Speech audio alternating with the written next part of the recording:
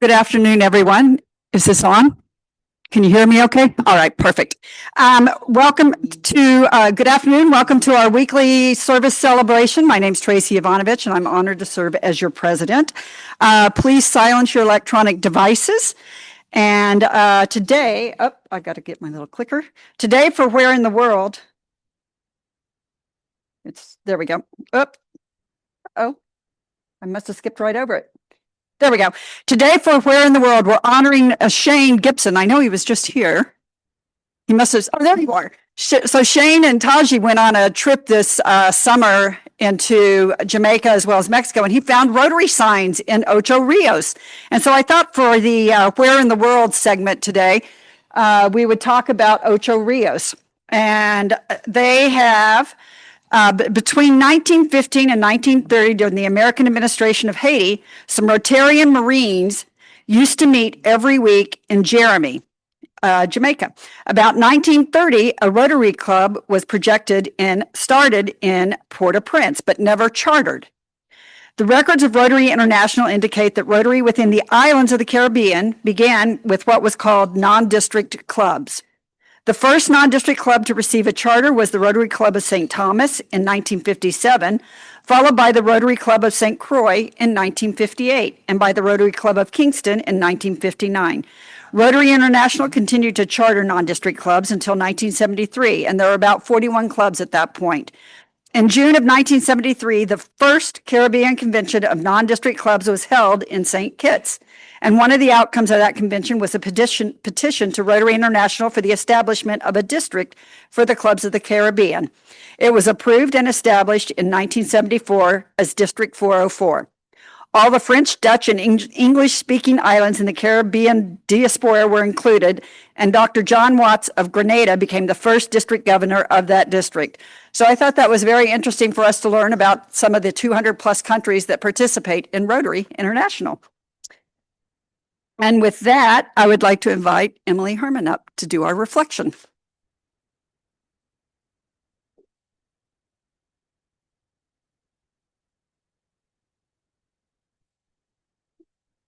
Hi, everyone. So my name is Emily Herman. I work at the Community Foundation of Bloomington and Monroe County. And I would just invite you to reflect on a moment where you had a wonderful, genuine, and thoughtful conversation with somebody brand new. Maybe it was at Rotary or at a different event, over coffee, anywhere, and truly with anyone. What made it memorable? Most likely, it wasn't because you had every single thing in common or you had all the right answers when chatting with them. At my work with fundraising, it's really important to build meaningful and genuine relationships. And a fundraising term or concept sometimes we discuss is becoming a curious chameleon.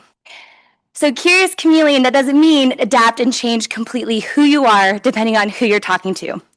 If somebody came up to me and said, oh my gosh, I love golf, and I said, me too, but I don't know the difference between a birdie and a par, I think, that would probably not go far. All I would say is that I really enjoy driving the golf cart. So with that, the way to really do it is to adapt the conversation and really leaning in, asking, what made you enjoy golf? I myself am not really familiar. Could you tell me more? So that's where curiosity and adapting comes into play. And that's where, it can really open the door to making somebody feel heard and listened to and valued. So as a reflection, I just invite you to just lean into curiosity, become your best chameleon, and have wonderful and meaningful new connections to, have these long-standing relationships. Thanks all.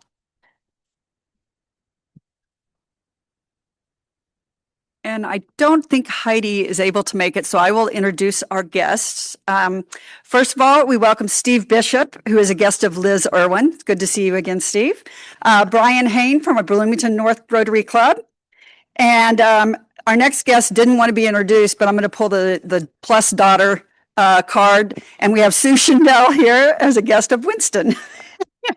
And then lastly, Carter Herman, Emily's husband, is here. So nice to have all these guests. Anyone online, Joy? Joy's in the breakout room. I hope she's able to come back. No worries. All right. And with that, if you could put the slides up, Tyler, we're double working you here. We'll go through the birthdays and anniversaries. There we go. So we have, for our birthdays, we have quite a few this week. Dakir Abdullah, 28th, Claudia Avellaneda, the 27th. It's her big 60, and she is home in Columbia celebrating. Diana Hoffman on the 24th. Matt Molina, the 23rd. Bill Oates on the 24th. Leanne Ratliff, the 25th. Suze Gamblieri the 27th, and Winston Schindel on the 29th. So it was a very productive week, I would say. And for anniversaries, we have Byron Banger, 41 years. Unbelievable. Lynn Tiemann at 9 years, and Tyler has been with us for 4 years. I can't believe 4 years have already flown by. All right. And so for announcements, there we go. I wanted, since we're in the frangipani room, I wanted to share with everyone, I actually saw frangipani trees for the first time in my life in Bali. So that was pretty exciting. Also, we have no one who signed up yet for reflections in September, other than the first. Thank you, Carol Ann, for signing up. So we do have some open slots. There will be a link on the roundabout where you can go in and sign up to do reflections. And then last and late, but coming in on your tables, you've got flyers for the Rotary Toast. And it would be great if we all worked together to buy tables together rather than calling in and saying, hey, can you seat me with so-and-so? Can you, because Lynn's going to be doing the seating. And I can tell you from experience from last year, it's very challenging to accommodate all the requests. So if you buy tables, get together and buy a table in advance, it not only helps the Toast Foundation itself, but it also makes it easier for Lynn, and Lynn, just wave, you want to be easier. It makes it easier for her in the seating. So I encourage everyone, it's going to be a great program. We're honoring Lori Burns McRobbie and look forward to everyone being a participant in that. And then lastly, it's not going, let's try it again. We got a note from our global scholar, Christian Gray. He is off to Amsterdam. I thought I would share with everyone so that you could see how excited he is. He said he was skipping, literally skipping, going to the airport. So you can imagine the enthusiasm that he has for going to start his program as a Rotary scholar. All right, with that, I think we have time for happy dollars. Mr. Michael.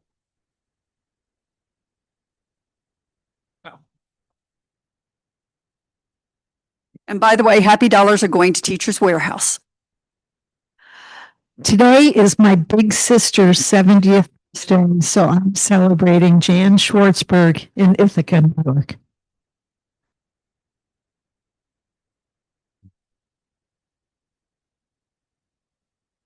Do we have any other happy people out there?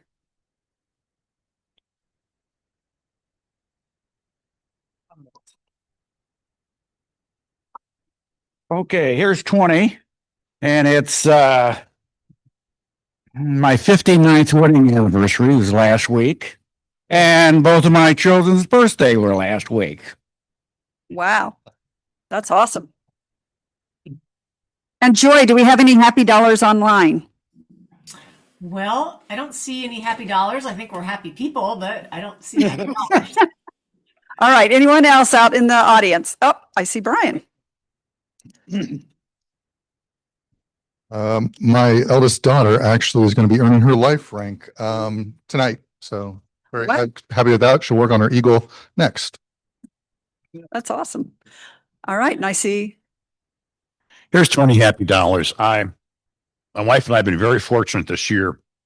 We live in a very low-lying area. It's in the Griffey Valley, and a property joins Griffey Nature Preserve. Griffey Creek is closer than, from me, well, about from me, the door behind me. We did not get flooded. With all that's going on around Indiana, I had friends that had trees on their house, and friends lost their house, but we were spared. So I'm just very, very fortunate, because we have been flooded before. The last time we were flooded, this year, my wife wanted screen doors on the house. And when Martinsville got flooded, we got flooded. So anyway, I'm very grateful. And then I'm going to do a $20 happy dollars. I took our youngest son, Luca, who's 20, to see Garth Brooks, because I'm the only one in my family that loves country and Western. And he, of course, had no idea he knows who Garth is, but he's never heard his music. And when we left, he said that it was the best performance he's ever seen. He couldn't believe he'd never been to a concert where every single person in the audience sang along and knew all the songs. I was like, exposed him to doing different things. So kids can be trained. Anyone else? Happy dollars. All right. With that, I will invite Forrest Gilmore to come up and introduce our guest.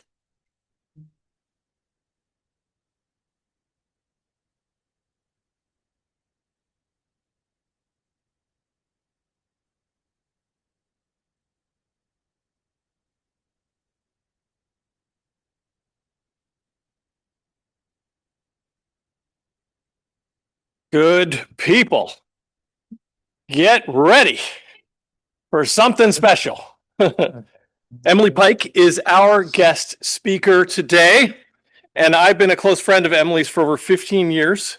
So this is a particularly special opportunity to introduce her. Emily is a native Hoosier, born and raised here in our beloved state of Indiana. She is a graduate of both Notre Dame and the O'Neill School of Public and Environmental Affairs at Indiana University right here. She also is a veteran of the Peace Corps, serving her time in Togo in West Africa.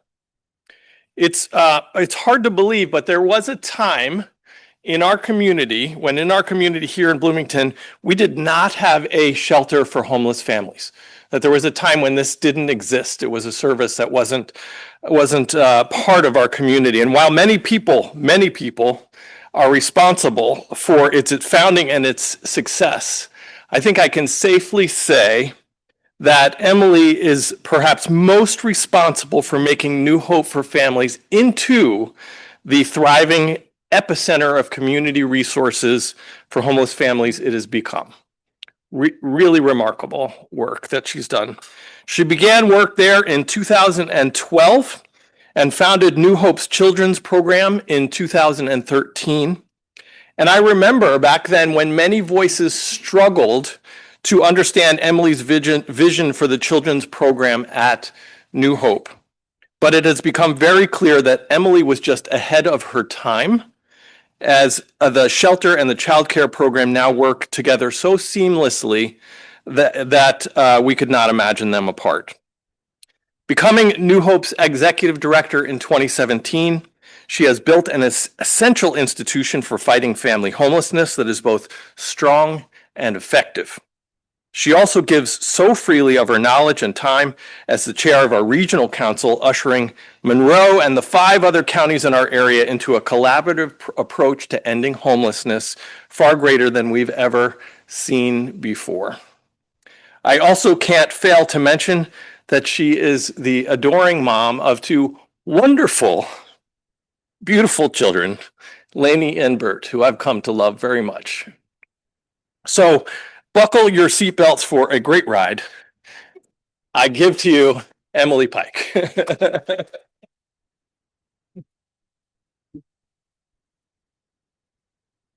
Well, I gotta say, I don't know if I can live up to that hype, y'all. That is not the introduction I sent over. Thank you, Forrest. It is such a delight to be here, and it's such a delight to be with all of you. I have spoken with this group before, and I think the last time I spoke with y'all, we were building a new building. So, spoiler alert, we built it, and a lot of y'all were part of that. So, I'm here to tell you a little bit about what we're up to now. Did you know that in the United States, you're more likely to be homeless in the first year of your life than at any other time? That's surprising to a lot of people. That comes straight from HUD, the Department of Housing and Urban Development. I promised Michael that I wouldn't be reading these slides out loud to you, but I just want to draw your attention to these captions down here. None of the photos in this slide deck today are stock photos. These are all families that were actually served by New Hope in the past few years. And if you want to read along, you can hear some of the stories or read some of the stories of the people that we serve at New Hope. The added financial stress of a baby, the physical and mental health challenges that can come from giving birth, that can come from caring for a newborn, that can come from, those of you with children may recall, many sleepless nights, many ear infections, those sorts of things, not only can lead to physical and mental health problems for parents, but also can cause families to miss work. Many women miss work in the last trimester of their pregnancy. And of course, finding childcare after a child is born is very difficult. And all of those things together can lead to housing instability. We also know that unfortunately, the birth of a child is a primary driver of domestic violence. And domestic violence is a primary driver of family homelessness.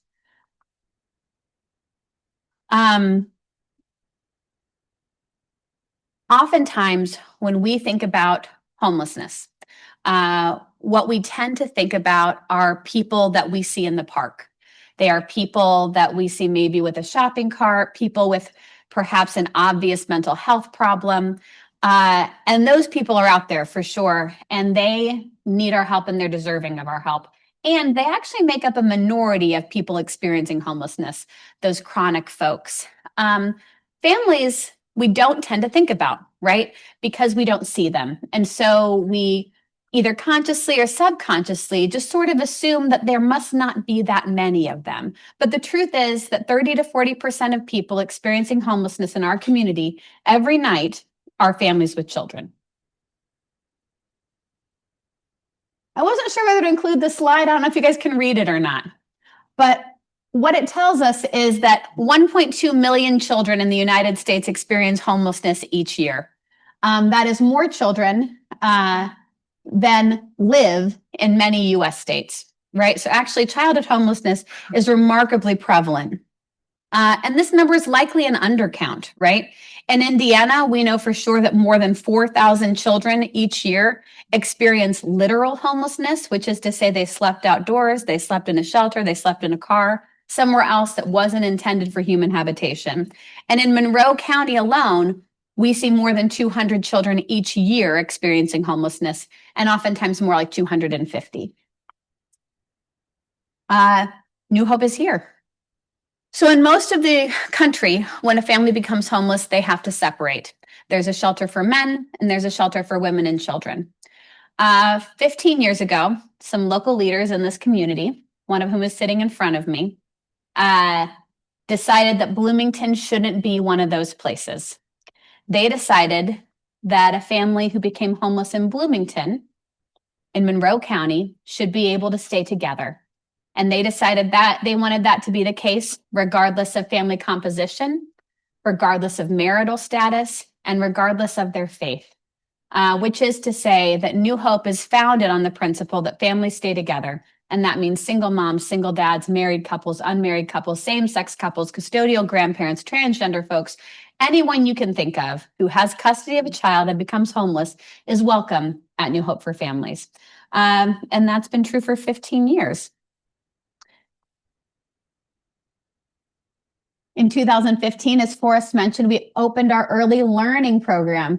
And we added that because we wanted to make sure that parents could get back to work and so that children could have the good start that they need and the good start that they deserve. A lot of times people don't necessarily understand how these two things go together. New Hope is remarkably successful at housing families experiencing homelessness.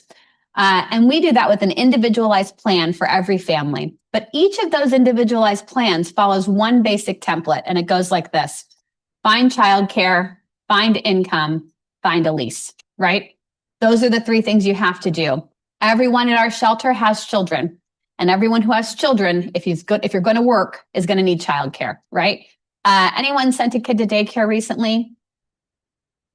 There you go. We got one back there. How much does daycare cost? Over $1,000 a month is accurate, yes. And that's for a preschooler. If you wanted to send an infant to daycare, to a high quality daycare in this community, you'd be looking at something closer to not quite $20,000 a year, which is to say it's cheaper to send your kid to college at IU than to daycare at IU, right? And so it isn't surprising that that is a stumbling block for families when they're trying to achieve stability. We see it as a leading cause of family homelessness, a lack of childcare, and we see it as the number one thing that families need. More than half of the families in our shelter each year have a child who's too young for kindergarten, right? And that goes right along with that idea that you're more likely to be homeless in the first year of your life than at any other time. And so childcare does two things for us, right? It gets parents back to work where they need to be, and it gets kids ready for kindergarten. Too often we see kids starting off behind in kindergarten. They're staying behind. Parents who are working 2 or 3 jobs simply don't have as much time to invest in enrichment activities. And so we opened an early learning program that we decided we wanted it to be excellent. We wanted it to be more than what I sometimes call child storage, right? So our early learning program is designed to meet these families where they are and to help them grow and learn and be ready for school on the very first day along with their peers. And I'll just say on a personal note, Another thing that this program does for us is it helps us maintain contact with these families for a longer period of time, which is something that New Hope has begun to do better at over the past several years.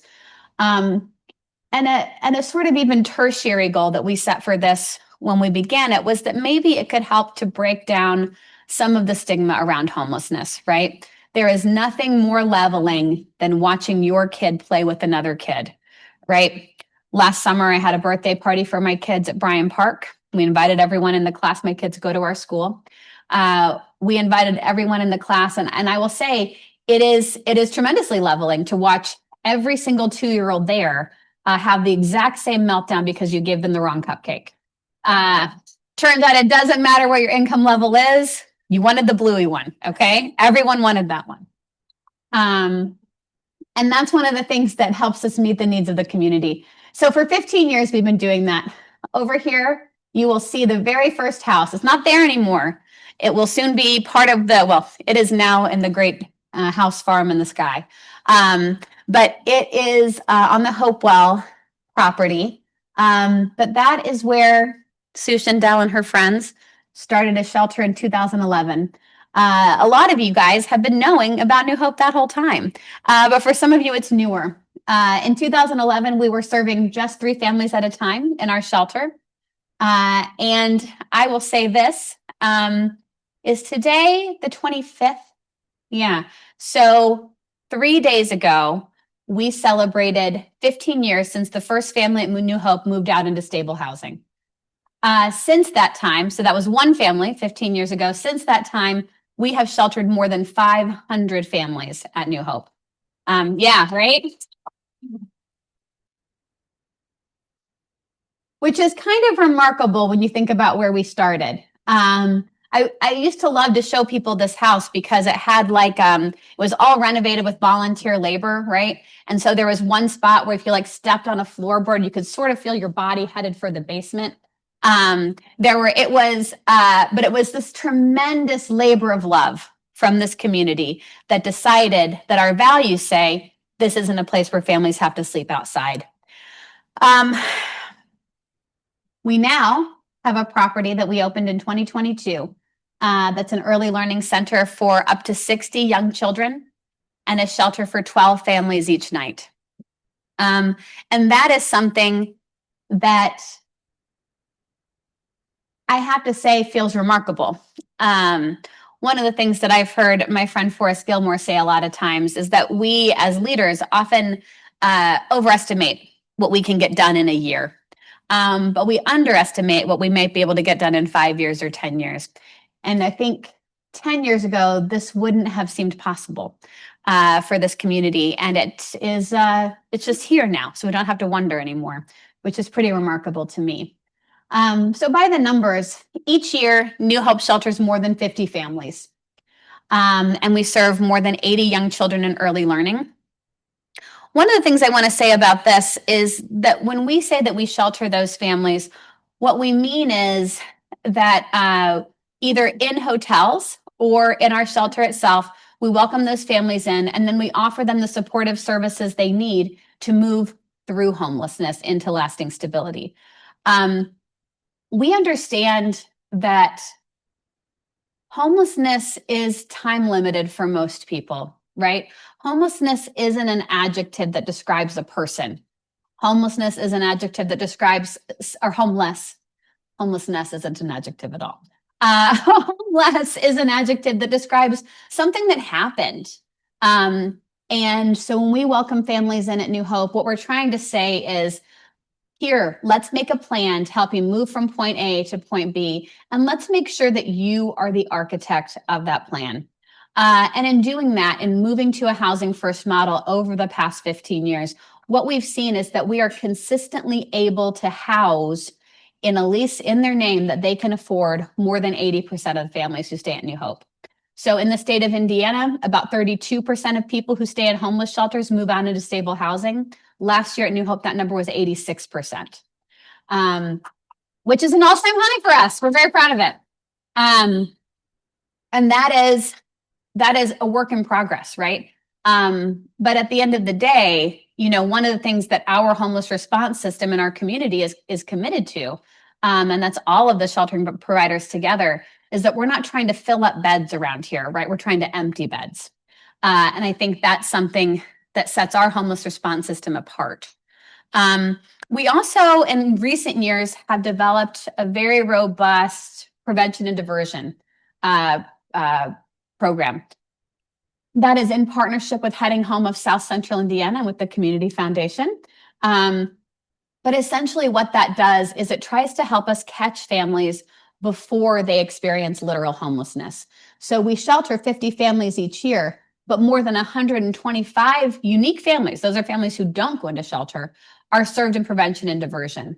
For those families, 80 to 90% never experience homelessness, right? For those families, we're able to, in particular, if they reach out to us more than 2 weeks before they're going to be evicted or before they're going to need to move, we're able to prevent that homelessness. And that's important for a couple of reasons, right? The number one indicator of the long-term impact of an episode of homelessness on a child is simply the duration of homelessness, right? So anytime we can, we want to prevent homelessness. If we can't prevent it, though, we want to make it as brief as possible. And so in cases where we're not able to prevent homelessness, those families who've been working with us in prevention and diversion are in our shelter for a much shorter period of time. So even though they're not technically success stories from that perspective, they're dramatic success stories when you look at the length of time they're homeless. We had a family a couple of summers ago, a mom, single mom, and 2 little kids. She had to leave her home because of a domestic violence situation, brought her children with her. She works at a local hotel. They were able to stay there for a little bit, and then they ran out of money. New Hope was full. So what we were able to do is take over her bill at that hotel, work with her boss to make sure that she could stay there. And within 11 days, that family was stably housed, right? Because we'd been working with her before that. And she had 2 little boys who were 4 and 5. And I always like to say those little boys didn't know they were homeless, right? Those little boys are very sure that they were on vacation. Okay. What they said to me was, we have a pool and we had donuts every morning, which is a pretty good life if you're 4 years old, I gotta say, I'm 42 and that sounds like a pretty good life to me. So when we're able to prevent homelessness, that's fantastic. But when we're not, if we're able to make it more brief, that is something we're also looking for. And then the last thing that we have begun at New Hope in recent years, and this is almost 3 years now, that we've begun to do ongoing case management for families, which is to say, following an episode of homelessness, we have voluntary case management for a period of up to 3 years. And that was designed to help reduce recidivism. The number one risk factor for an episode of homelessness is any previous episode of homelessness, right? So sometimes they say homelessness is a little bit like a heart attack. If you've had one, it doesn't mean you're going to have another, but it means you should be checking in with your cardiologist, right? And in this case, we're the cardiologist, because what we're doing there is just checking. We're just going to see how's it going, how's everyone's job going, what's going on. We also have a survey that we use to understand child well-being during that time, to make sure that kids are thriving in the way that we think that they should. We think that they will. But those things together are the way that we are contributing to our community's mission to make homelessness rare, brief, and non-repeating, and in particular to do that for families. In 2019, New Hope began making this commitment to our community, which is to say that in our community, no child will sleep outside. Before that, we had a wait list like everybody else, and if we were full, we had to say, I'm very sorry, here's a list of places you can try, right? But for 7.5 years now, we have been able, in partnership with this community, to uphold this promise. To my knowledge, this is unique in the state of Indiana. And I want to say, as I wrap up, that that's not because of New Hope. Well, it is because of New Hope, but it's because of the values of this community, right? It's because of the people of this community. It was local leaders of this community who decided we needed a New Hope, right? Most communities don't have one. We have one because some local people said we should, and then everybody said we should continue to. Everybody said we should continue to grow it. Everyone said together, yes, we will uphold this promise. And for that reason, we're pretty sure that we don't have any kids sleeping outside tonight. And that's not just New Hope. That's a partnership with the police department. It's a partnership with DCS. It's a partnership with every single agency in this community that has street outreach workers. It's a partnership with hundreds of people who share their time and their resources and their talents. Because we can't uphold that promise on our own. It's something that we have to do as a community. And you guys have all been a part of that. And thank you so much for inviting me to share a little bit more about it today. Thank you.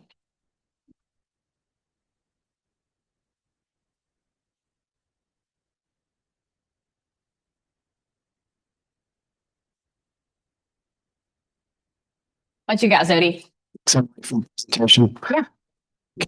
Just about sort of the leasing situation. This is, I guess, kind of a loaded question because I know myself, but I think it's important to talk about how you get leased and what the sort of network is in the community and some of the challenges that are still present, but also some of them overcome with getting people housed quickly.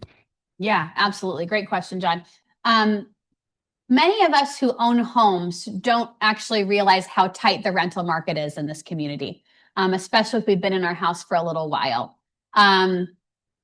Bloomington, and Forrest, you can correct me if I've got this wrong. Last time I checked, Bloomington had the lowest vacancy rate in the state. Is that still true, do you think? Close. Yeah, it's always between us and Marion County. So it's either first or second. But yeah, so it's tremendously difficult. I will tell you this, at New Hope, families stay for an average of a little over 90 days. By 30 days, 80% of families are ready to move out.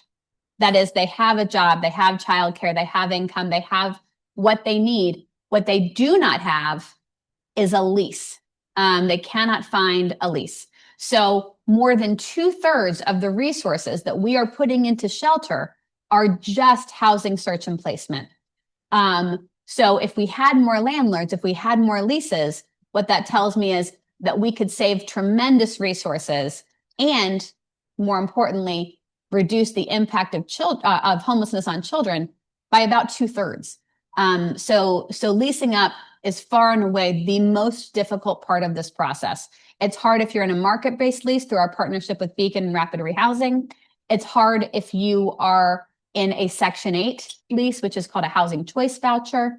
It is hard to get into public housing. All of those things are hard. There are no easy ways to rent unless you are a student, in which case it's not easy, but it's a little bit easier. Does that answer your question, John? Yeah. And I will say this, we also know that people living in poverty, more than 2/3 of them are spending at least half of their income on their housing, which isn't a lot of income to begin with. Sorry, Michael, go ahead. Thank you so much. So this is maybe my background is in education, so I'm very curious about the Early Learning Center and the population it serves. It sounds like you have a large number of children there. Is it children of the families who are served by New Hope, as well as children, other families who are interested? What ages do you serve? I'd love to hear more about it. Yeah, absolutely. So we serve families birth to 5 and up to 60 young children. At least 50% of the children enrolled in our school at any given time are children impacted by homelessness. At least 30% of the children in our school are children who are not impacted by homelessness. And that's for a few reasons. It helps to stabilize the economic model. It helps to stabilize the classrooms. And as I mentioned earlier, it does help create some exposure. We know that learning outcomes are better for all children in a mixed income classroom. So that's why we're looking at it in that way.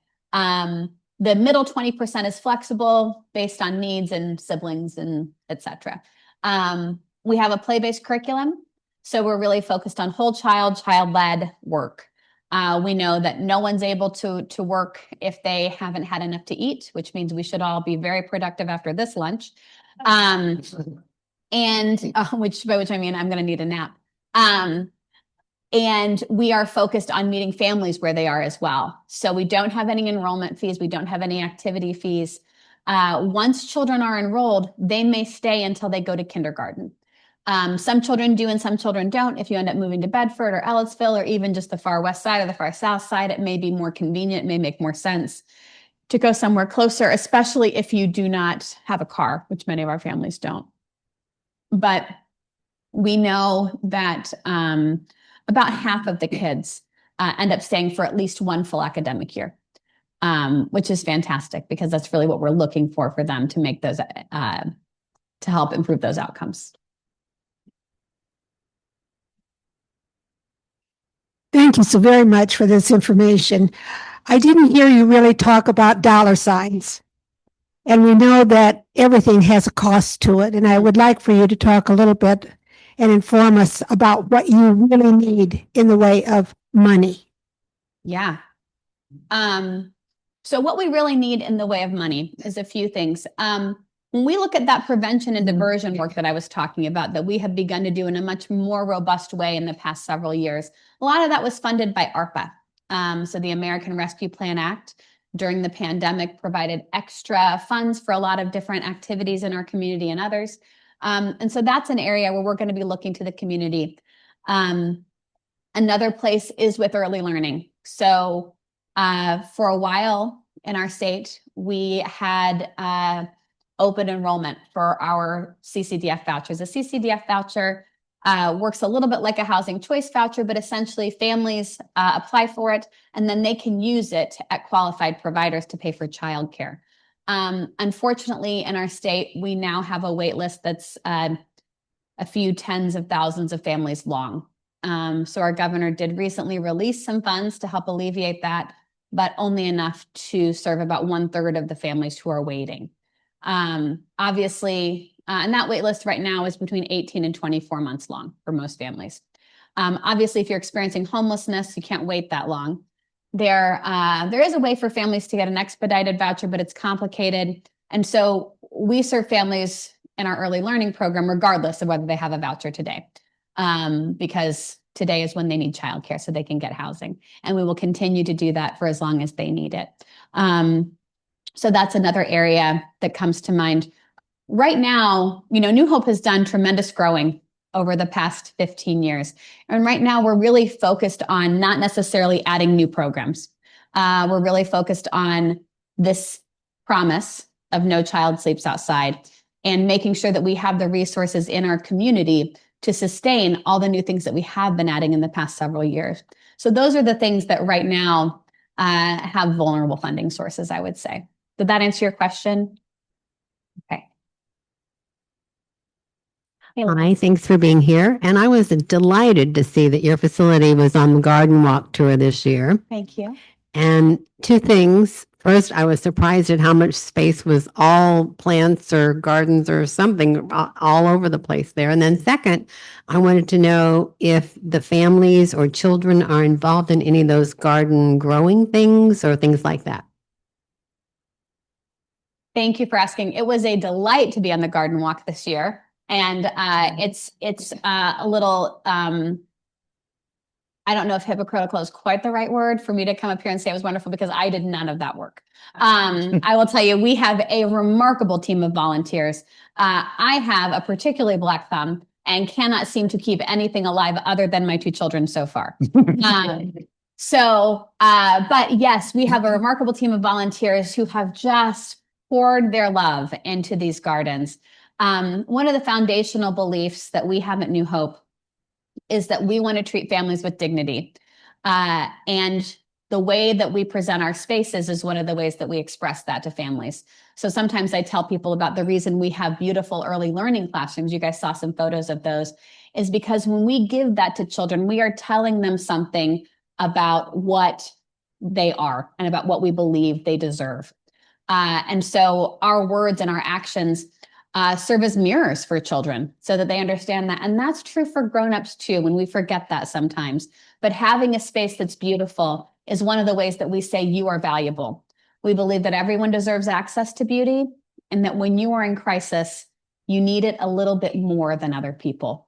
That you may especially need to be able to sit in a gazebo with some wildflowers and take a deep breath. So I didn't plant a single one of those flowers, but I sure enjoy them every day. And our families love to work in our garden. The kids have garden time at least once a week in each of their classrooms. Even the infants get to go outside and play in the garden. But the big kids get to help harvest. Everything in our ladybug garden is tasteable. So the kids get to taste anything that they want to in there. Sometimes they even eat it, which is remarkable if you've tried to give a 3-year-old a green bean lately. But that is one of the real joys for me, is watching our kids out there experiencing things. We know that children from low-income families are often food insecure, and we know that food insecure families are the least likely to have access to fresh fruits and vegetables because of the cost. And so early childhood is a time that we really have to be exposing our children to those foods. And that's especially hard if you're low income, because exposing your child to asparagus often means putting that asparagus into the trash afterwards, because they don't always eat it. And so this is one of the ways that we can help with that exposure for families as well. Thank you. Yeah, outstanding presentation.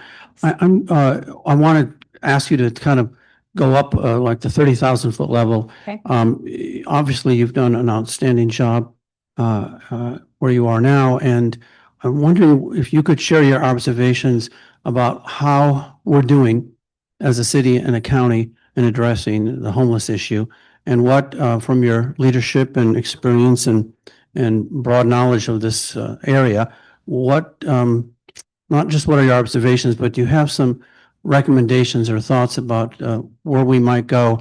I'm not asking you to critique every single agency, No. but I really feel like you're kind of a thought leader in this area, and I'd love your thoughts. Thank you. Thank you. Wow. I'm flattered to be asked, Jeff. I think it's in addition to working at New Hope for Families, I've been privileged to be a part of Heading Home of South Central Indiana, as has Forrest and some other leaders. And I will say this. My experience is that this work is harder this year than it was last year. And it was harder last year than it was the year before. Right now, there are some choices happening at the federal and state level that make it even harder than usual. But even without those things, it would still be harder because our housing market is too tight. We do not live in a community where affordable housing happens accidentally or happens naturally. It has to happen on purpose. And I don't think we have leaders who don't want affordable housing, but I do think we sometimes struggle to land the plane on some of those things. So from my perspective, our service providers are working together more closely than we have in the past. At least that's my experience. And we're even begin to work more closely together regionally, which is one of the ways that we solve this problem, right? I'm going to say something that maybe I shouldn't say on a recording, but here we go. Bloomington is such a beautiful and vibrant place, and I think we're all really proud to be from here. And we're all really proud to live here. And we all really like living here and having the values that we do. The way that we do things right now is working for some of us, but it's not working for a lot of us. And those aren't people in this room, and those aren't people who already own homes. And so it can be difficult to understand that. But we have to be willing for some things to change about our community in terms of where we put housing and how we do it, and in particular, where poor people can live. Because we know that when we isolate poverty, we're making sure that it can thrive. And when we spread it out, we're helping to break it down. And that's a tricky thing to do. And it's a tricky thing to do with zoning ordinances. And this is true everywhere. This isn't unique to Bloomington. But in my experience, one of the things that makes a difference is when we're able to put families into a lot of different places and not just one or two housing developments. So from my perspective, more housing is very much the answer. Lots of kinds of housing and all over town. And that's hard. And I'm glad that I don't work at the planning department because I wouldn't presume to say exactly how that should look, but I do think it does require all of us to do a little bit of thinking about how we might be willing for our own neighborhoods to look a tiny bit different in order that more people can have what they need. So two things. We've had several speakers over the last month, I would say. We had Wendy Goodlett come and speak from Habitat for Humanity. We had Denzel Ross speak from IU Health. And there were data points that we all got to see from each of those presentations that tie in exactly to what you're saying right now. And I just want to remind everyone, if you think about Denzel presenting IU Health, the population of the 65 plus it grew by about 15% since 2016. So what does that mean? We have a lot more older people, which is great because we bring the experience. But we're also taking a lot of the housing that's affordable. And that's okay. But to your point, we as older people set in our ways have to be open to new ideas. And I include myself in this category. I'm 64. I'm pretty dang close. And we have to look at the properties that are out there that can afford, that have the space to put ADUs. You know, as long as they make them nice looking, we need to be open to that because the housing's not going to, if we can't build, they're going to Ellettsville, they're going to Martinsville. We are losing that growth. Business gets stifled. We've got, I think the stat that Wendy gave, we have 1,000 Airbnbs out there. And that's great. Somebody's making money off those. They're full maybe 40% of the time, probably. That's 60% of the time that somebody's not living there. So there are so many different pressure points that are on this that we have to be thought leaders with our community to help people think differently and not be so closed-minded. So that was the first thing. My real question for you was on the daycare, you have to balance the need to cover the expenses, which means you have to look at making sure you're full. How do you balance that with the flow of people coming in and you never know what age the child's going to be and to make sure that you have availability? I mean, I remember daycare is the number one nightmare anytime I moved. That was the number one thing. And so how do you balance that and make sure you have availability for those kids as they come in? Yeah, that's a great question. And the answer is, unfortunately, it's expensive, right? What it means is that right now I've got an empty seat in our infant classroom. Our school year is like the MCCSC school year. So kids start in a classroom first day of school, August 3rd this year, and they stay in that classroom all year. I know that the seats in my infant classroom are going to be in the highest demand all year. I also know that if I enroll a family into that seat, they're going to expect to stay all year. And so although we could be receiving income from a middle income family, and quite a lot of it actually, because it's very expensive to have daycare, what we choose to do instead is to forego that income because we know that in the next couple of weeks, we haven't met them yet, but there's a family who's going to need it. And that's part of the reason why, well, it's very difficult to make money at daycare if you're doing it well. But at our daycare in particular, because we are saving those seats, that's part of the reason when you asked about funding needs, that's one of them, is being able to save that spot. Right. So our infant classroom is equipped to hold up to 9 children. We have 8 in there right now, and that's intentional. I think now we have identified the baby who's going to use it, who was born 3 weeks ago, which means that we enrolled everybody else for those classes. That classroom was full in January, right? We had already identified, we were saying to anyone else who called, I'm sorry, we can put you on the wait list, but there is no chance that this family that is experiencing homelessness now and had a baby 3 weeks ago knew they were going to be in this position in January. And so it's a big part of what we're doing is thinking about that really intentionally, right? I started the place and I couldn't get my kids in until they were 8 months old. So it's remarkably difficult to have childcare. And it is, so saving those spots is how we do it. Yeah.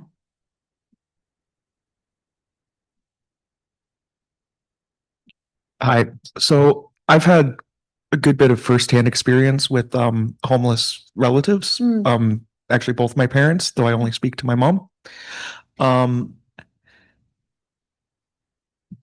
She's been highly resistant to services, and I suspect this applies to a lot of homeless people because she has a dog. She won't go anywhere she can't take the dog. The dog is I think she likes the dog more than me, honestly. Um, and I can't blame her. But I was wondering, serving families, how are family pets addressed in this situation? Are people resistant to accepting services if it means giving up the pet? How do you deal with that kind of situation? Because it seems like there's no good answer. It's really hard. First of all, I'm really sorry about your parents and especially about your mom. We see that a lot.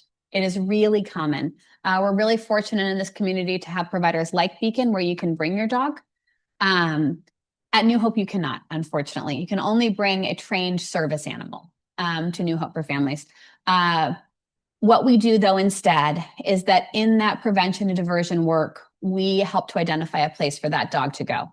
And also because we feel pretty confident that we can get families through quickly, it is a little bit easier perhaps to find a friend or a family member who might take care of that dog if we said, okay, would you do it for 6 weeks and then we'll check back in?